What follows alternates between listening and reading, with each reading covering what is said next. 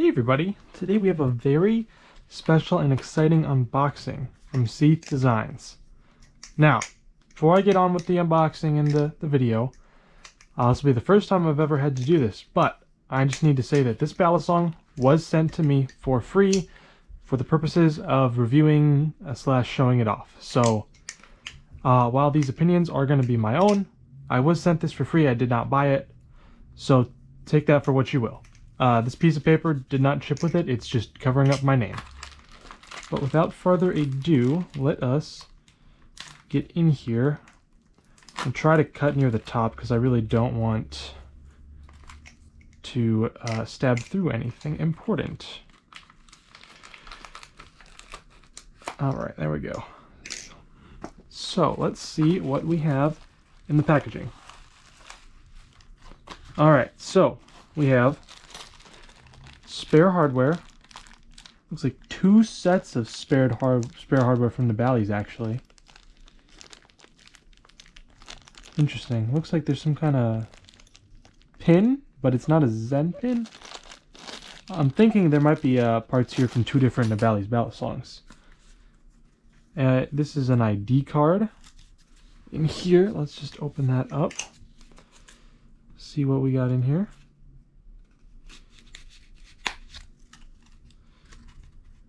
Here we go. Seath Designs, this is the Pharaoh V1 with a Kopesh blade. Got the production, color, signature. Just very cool. And then we have the balisong. Now, for those of you who don't know about this balisong, which I'm sure is many of you, this is a balisong that's currently being made by one guy. It goes by King Cake 57. And it is a Kopesh blade. It's inspired from kind of an Egyptian blade style. You can kind of see that with the hieroglyphics on the handles. You have a steel blade. Not sure if he said what steel it was. I pulled this up just in case. Yeah, it doesn't say what kind of steel, but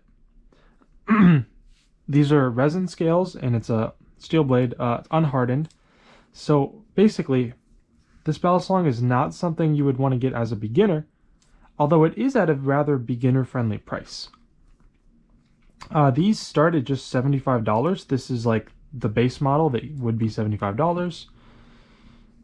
Open that for you. There's the blade. Looks very cool. And, you know, I'll just get into some flipping, which actually I want to move that so I don't drop it on it. Interesting. So, obviously the blade design is super unique. These handles, I think that the pattern on them is also rather unique. With these kind of geometric swirls and the hieroglyphics, it's very cool. Interesting. So the balisong itself is actually very light, and a big part of that, I was looking at this and thinking that this was a metal spacer. It's actually not. It is a metal liner. And the faces of the handles is entirely made of the resin, which is why it's super light. So in terms of the balance of this thing, I would say it's about neutral. Maybe a little blade bias.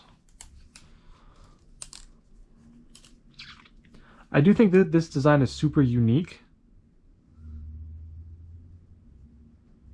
The machining on it seems to be fairly solid. It is chamfered slightly up here by where your thumbs would be, and along this whole outer edge. It is not chamfered on these inner cutouts, but that's not really as big of a deal because your hands are pretty much never going to be there while you're flipping. Chaplains feel comfortable. It does them exceptionally, actually. It is stuck on my finger.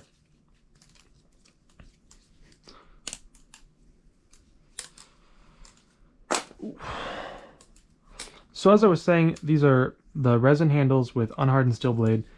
So when I was talking with him, he said that the balisong is not really aimed at beginners, as beginners drop things a lot, and this balisong is a little more delicate than, say, titanium hardened steel or, you know, something of that nature. And it's kind of just in flipping it, the way that it feels and the materials it's made out of, to me, it feels like it's almost in an in-between of plastic and metal balisongs, because you got metal blade, metal liners in this jimping, but you also get these resin scales which feel like plastic, flip and sounds like plastic. Yeah, I definitely think that it's a very unique flipping experience, which I know that that's important to a lot of people. I want to see what carbon honey might do to this. Let's see, as you can, looks like we have, it's a pinsless design, but you do get spare Zen pins sent with the package, so I guess if you ever need some Zen pins, you can get some with the Kopish. Now, the way that this balisong is priced out is a little complicated.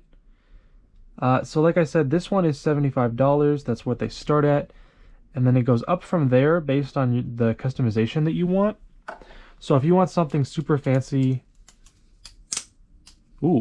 super custom, then it's going to cost more than just a basic model.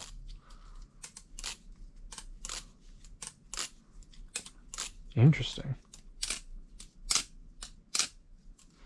So the one thing I am noticing about this is that this is a very quiet balisong, which, if you're someone like me, you flip with other people, sometimes in the same room as you, or at least same space, then you'll know that sometimes having a quiet balisong is actually really good.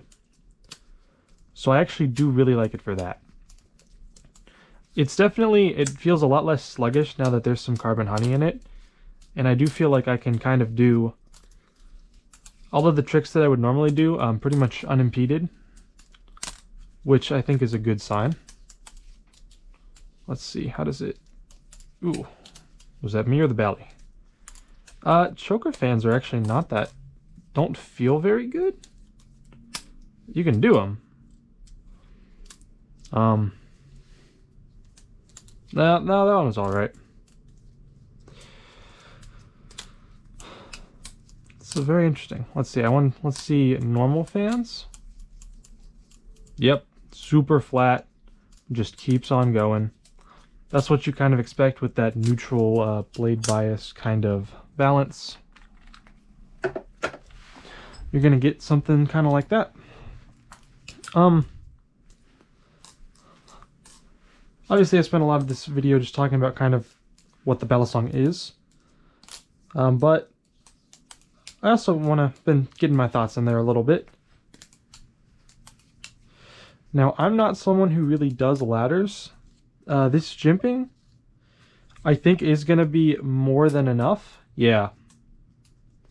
This jimping gives your fingers more than enough to do ladder tricks. It's fairly... It doesn't look crazy, but it's actually fairly aggressive, I guess, compared to a Volt Pro. Spacing's about the same, but it's plastic and it's not nearly as rounded, so it gives a really good amount of grip. It's not exactly dual-sided on the outer side of the handle. It goes all the way up to here. On the inside, it stops down here. But I don't really think that's a big issue because, like I said, it's a very grippy jimping.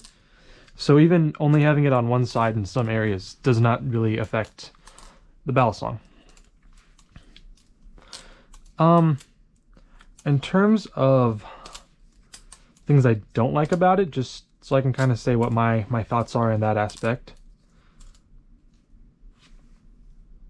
What torque size is this? Let me just check that. I'm guessing T10 since it's Nabali's hardware. Yeah, T10. T10 hardware. These are also T10. Yep, also T10. I will say the not having a hardened blade is kind of not ideal because it's more likely to bend or break. And I know that this is aimed for more advanced flippers, but it's still very possible that you know, anyone could drop it. And he recommends not flipping it over concrete, as I would too. But even still, I would just be a little bit concerned about this balisong potentially breaking. I think one thing that to me would, at least in my mind, make it more structural is to have a metal liner with scales instead of scales, these resin scales being the liner, because resin, for those who don't know, is not a super strong material. It's not super weak, but it's not, it's clearly, it's not as strong as metal. And it's also got some flex in it. You can kind of see there, I can just kind of bend the handles a little bit there. But I do like the way that it flips, and I like the way that it feels in my hands. So at the end of the day, that's probably the most important thing. On the website that he has, where you can order one of these, it'll be linked in the description.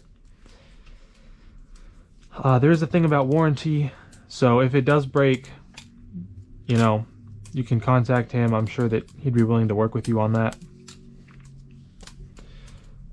Yeah, I think that this is a very interesting product.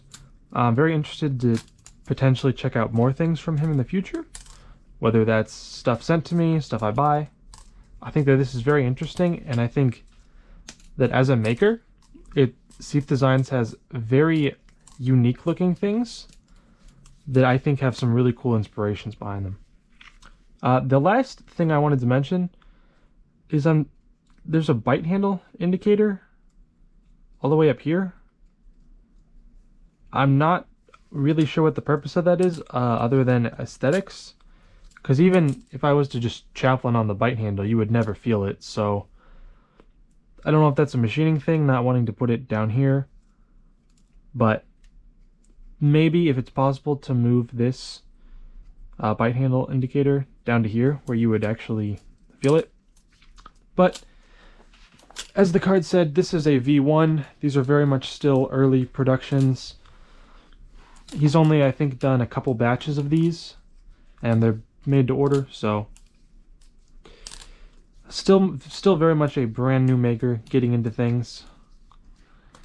But I think that very exciting stuff so far. I think that was pretty much all that I had for you guys today. Hope that you have all had a wonderful day. And until next time, keep flipping.